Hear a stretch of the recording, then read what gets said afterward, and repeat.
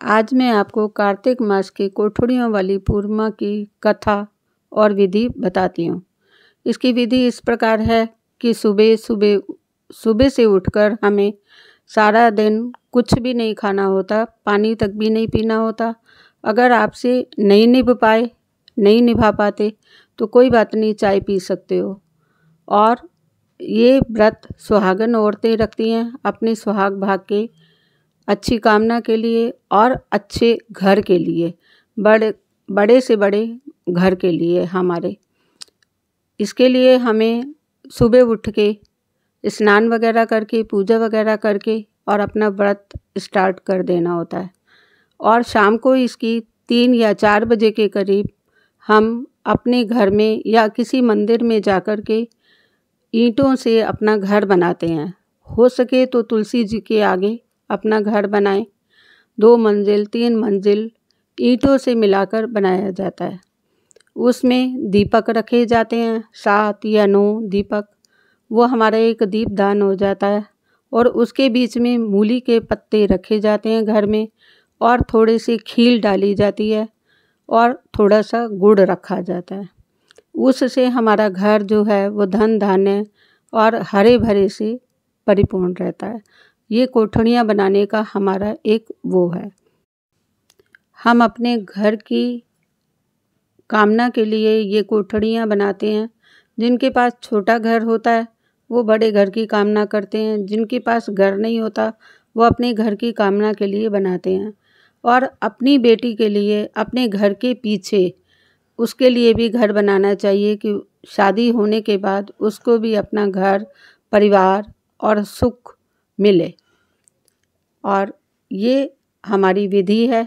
और उसके बाद में हम शाम के टाइम चंद्रमा बहुत जल्दी निकल आता है और हमें मीठी गुड़ की रोटी बनानी चाहिए। उसके बीच में छेद करना चाहिए और उसको छलनी के साथ में, जिसमें हम गेहूँ छानते हैं, वो वाली छलनी के साथ में रोटी रख कर के और मूली का पत्ता रख कर के हम चंद्रमा को अर्घ देते हैं, पूजा करते हैं चंद्रमा की।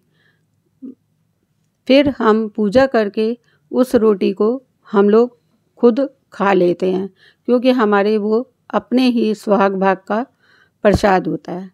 विधि इस प्रकार हो गई। अब मैं आपको कथा सुनाती हूँ।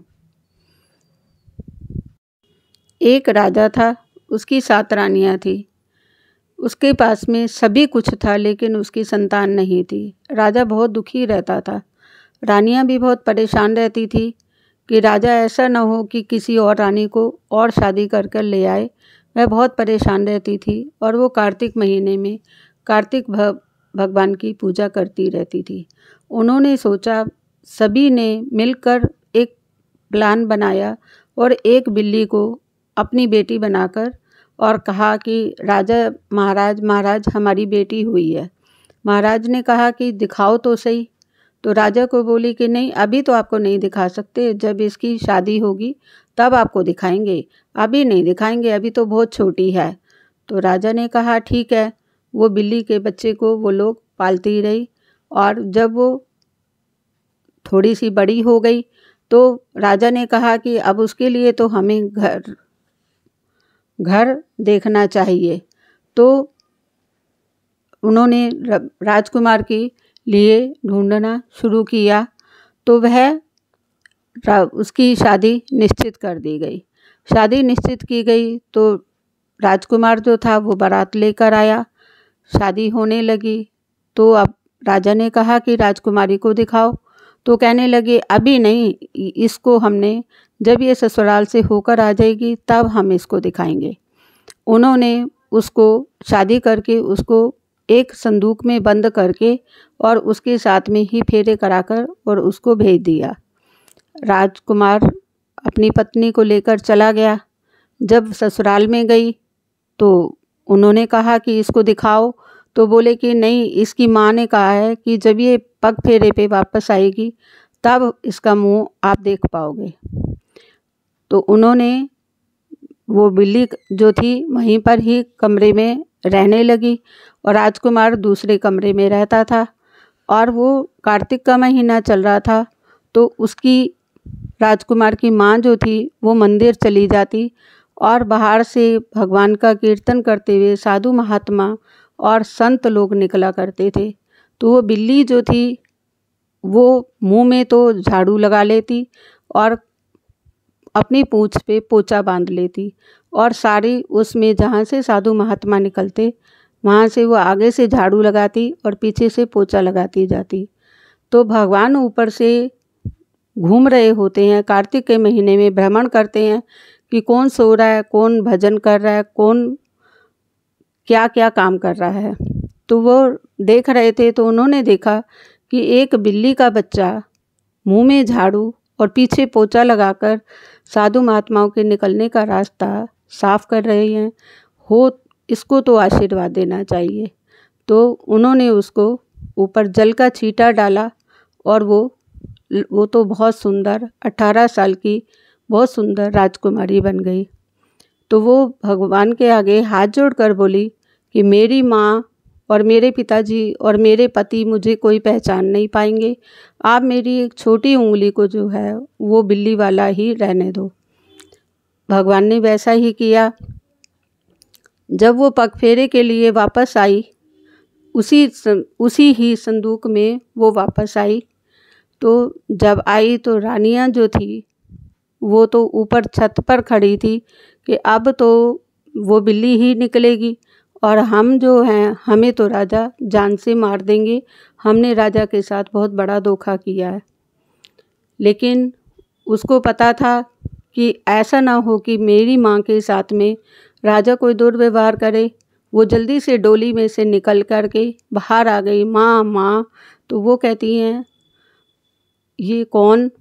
तो वो अपनी उंगली दिखाती है और माँ से जाकर लिपट जाती है कि देखो मैं आपकी वही बेटी हूँ। तो वो रानियाँ बहुत खुश होती हैं और राजकुमार भी बहुत खुश होते हैं कि आज मैंने अपनी पत्नी का मुंह देखा। राजा भी बहुत खुश होते हैं कि आज मैं भी पिता बना हूँ। जैसे प्रभु ने उसको वरदान दिया, कार्तिक में नहाने वाले, पूजा पाठ करने वाले को सभी को प्रभु शुभ आशीर्वाद दें। कोठड़ियों वाली पूर्णिमा की दूसरी कथा आपको सुनाती हूँ। एक बूढ़ी अम्मा थी, उसके बहू और बेटा थे।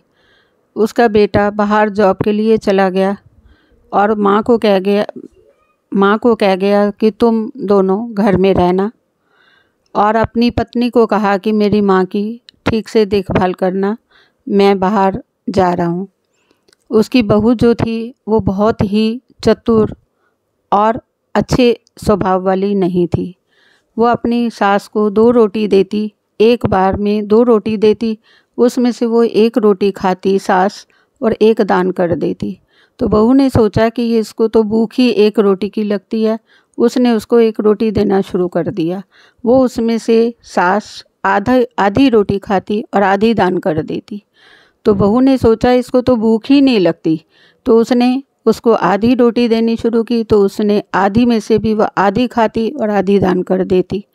तो उसने सोचा इसको तो रोटी की भूख ही नहीं लगती, उसको 4 चने देने शुरू कर दिए। 1-2 दिन में उसका बेटा घर वापस आया और माँ को देखा कि माँ तो बहुत ही कमज़ोर और बीमार हो गई है। तो कहने लगा, माँ क्या हुआ आपको, क्या हुआ? तो कहने लगी कि 4 चने। तो बहू कहती है कि देखो इस उम्र में भी इसको पति चाहिए। ये कहती है चना, मुझको जना चाहिए। देखो ये ना यहाँ घर में नहीं रह पाएगी, इसको ऐसा करो नदी के किनारे ना झोपड़ी डाल के दे आओ, वहीं पे लोगों को देखती रहेगी, खुश होती रहेगी। बेटा भी पत्नी के कहने में आ गया और उसने नदी के पास में जाकर के एक झोपड़ी बनाई और उसमें अपनी माँ को छोड़ के आ गया और थोड़ा सा खाने पीने का सामान दे के आ गया। माँ जो थी उसमें भी संतुष्ट रही और उसमें से जो भी बनाती उसमें से आधा दान करती और आधा खुद खाती। प्रभु एक बार घूमते हुए, कार्तिक का महीना था, घूमते हुए निकले। उन्होंने देखा कि ये औरत, बूढ़ी औरत अकेली थोड़ा सा जितना बनाती है उसमें से आधा खाती है, आधा दान करती है, इसके पास जाना चाहिए। तो भगवान उसकी परीक्षा लेने के लिए उसके पास में जाते हैं और कहते हैं, माई हमको बहुत भूख लगी है, कुछ है तो दे दो। उस बूढ़ी माई के पास में जो कुछ था उसने उनके आगे रख दिया और कि लो ये खा लो। तो बोले कि आप क्या खाओगे? कहने लगी कोई बात नहीं, आप खा लो तो मैं तो खुद ही तृप्त हो जाऊंगी। फिर वो कांपने लगे। भगवान कांपते हुए कपकपी लगाते हुए बोले, माई बहुत ठंड लगी है, बहुत ठंड लगी है। तो उस बूढ़ी औरत ने अपनी झोपड़ी को आग लगा दी और कहा कि हे संतों, इसको सेक लो, आपकी ठंड मिट जानी चाहिए। प्रभु उसकी इस प्रक्रिया से बहुत ही खुश हुए और भगवान ने उसी जगह पर उसके लिए महल बना दिया। और वो इतना दान करती थी, खाती थी, जो भी उसको मिलता था उसमें आधा दान करती थी। इस वजह से भगवान ने उसका घर धन धान्य और खुशहाली से भरपूर कर दिया। वो सुख से वहाँ रहने लगी। उसका बेटा जब फिर से जॉब से वापस आया तो कहने लगा कि माँ को देख के तो आऊँ, माँ किस हालत में है। जाके देखता है तो वहाँ पर तो कोई झोपड़ी नहीं है, इतना बड़ा महल बना हुआ है और उसके बीच में तो बहुत धन धान्य भरा हुआ है। तो पूछता है माँ कैसे हुआ, ये कैसे हुआ? तो वो कहती है कि ऐसे ऐसे एक संत महात्मा प्रभु रूप में आए थे, उन्होंने मेरे को ये सब कुछ दिया। तो वो घर जाके अपनी पत्नी को बताता है कि मेरी माँ का तो बहुत बड़ा महल बन गया। तो कहती है अच्छा ऐसा हो गया, चलो ऐसा करते हैं, मेरी माँ को भी छोड़ के आते हैं, चलो जाओ मेरी माँ को भी छोड़ आओ। तो अपनी माँ के लिए तो वो देसी घी के बहुत सारी पिन्नियाँ बनाती है और बहुत सारा खाने पीने का सामान देके उसको भी एक झोपड़ी में बिठा देती है। अब वो तो उसकी सास की बिल्कुल उल्टी थी, बहुत क्रोधी और आप में खाने वाली थी, कभी दान पुण्य नहीं करती थी। तो जो भी कोई मांगने उससे आए तो कहती मैं ना खाऊं, मैं ना खाऊं, तुम्हें दे दूं, चलो निकलो यहाँ से। तो ऐसे निकलते हुए एक दिन भगवान वहाँ से निकले, बोले कि ये तो एक झोपड़ी और है, इसमें भी कोई बूढ़ी अम्मा रहती है, चलो तो इसके पास चलें। तो उसके पास गए तो उसको कहा कि माई कुछ खाने को दे दो। कहती है खुद ही तो भूखी मर रही हूँ, मेरे पास में कुछ है नहीं, तुम्हें क्या दे दूँ, मैं तो खुद ही भूखी मर रही हूँ, मैं ना खाऊं तुम्हें दे दूँ। तो वो कहने लगे कि माई हमको तो बहुत भूख लगी है। कह रही मैं ना खाऊं तुम्हें दे दूँ। उन्होंने कहा ये बहुत मैं कर रही है, हो तो इसको बकरी बना दो।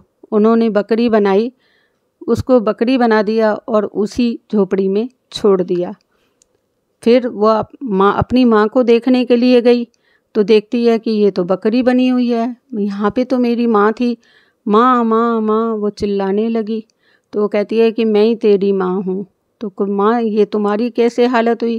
कहने लगी ऐसे कोई आए थे, उन्होंने मेरे से मांगा, मैंने कहा मैं ना खाऊं, मैं ना खाऊं। कहते तू बहुत मैं करती है, बकरी बन जा। तो मैं बकरी बन गई। तो इस कहानी से हमें ये वो मिलता है कि हमारे पास में जो भी हो उसमें से हमें दान भी करना चाहिए, किसी गरीब की सहायता भी करनी चाहिए और अपने पुण्य कर्म करते रहना चाहिए। जो कार्तिक मास के महीने में पुण्य कर्म करते रहते हैं, प्रभु उनको धन धान्य सौभाग्य खुशियाँ सब कुछ देते हैं। वो लक्ष्मी नारायण भगवान की जय।